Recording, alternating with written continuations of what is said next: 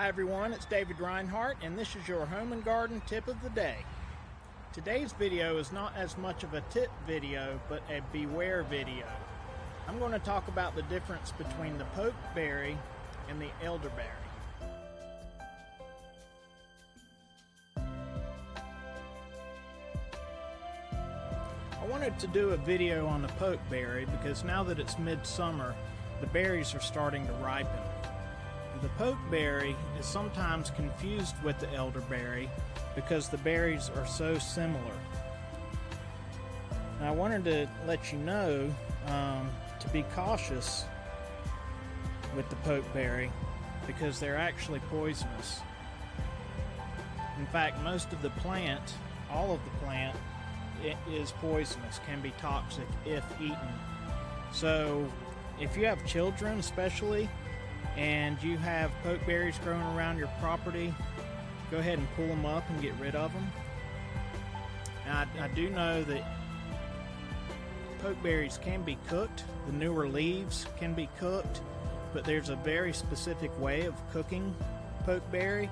So you're better off not trying that and just using an alternative vegetable.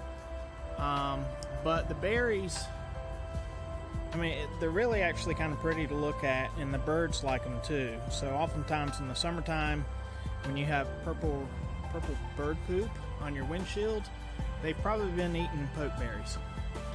But I wanted to show you this. This is one that I think they're kind of cool looking. So I let this one grow back every year. I have to prune it to keep it off the front porch. But I cut it down to the ground when the frost kills it every fall, and then I just let it grow back in the summer and prune it to keep it off the porch, and it forms lots of berries, so it gives the birds some food to eat. So I like to leave it, but I did want to show that to you because they can be deadly. It can actually be lethal if you eat the berries or the leaves or any part of the pokeberry. So the reason I'm comparing the elderberry to the pokeberry is because they are so similar, but as I said, the pokeberry is toxic, but the elderberry is actually edible. Now the berries do need to be cooked, and there's recipes on the internet that you can find, but they're mostly found in your health stores or your pharmacy as supplements that are actually used most commonly for cold and flu symptoms. So if you are fortunate enough to have an elderberry in your garden, then you can actually pick the berries off, wash them off, pull all the stems off, clean them, and you can make syrup, you can add them to teas, and different recipes that you can find on the internet. Now, the elderberry is actually a tree, and you'll see that the leaves are actually serrated around the edges. That's one way to tell the difference between the elderberry and the pokeberry leaf. And as you can see on the pokeberry, it's more of a fleshy leaf, and the edges of the leaf are smooth. So that's one good way to tell the difference between the pokeberry and the elderberry. And also, with the berries on the pokeberry, they're in long clusters,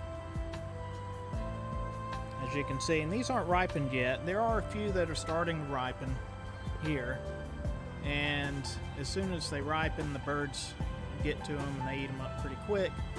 But that's another good way to tell the difference between the berries of the pokeberry and the elderberry. The elderberry actually has more of an umbrella-shaped cluster of berries on it, so it's fairly easy to distinguish the difference between the two. So I just quickly wanted to show you the difference between the pokeberry and the elderberry.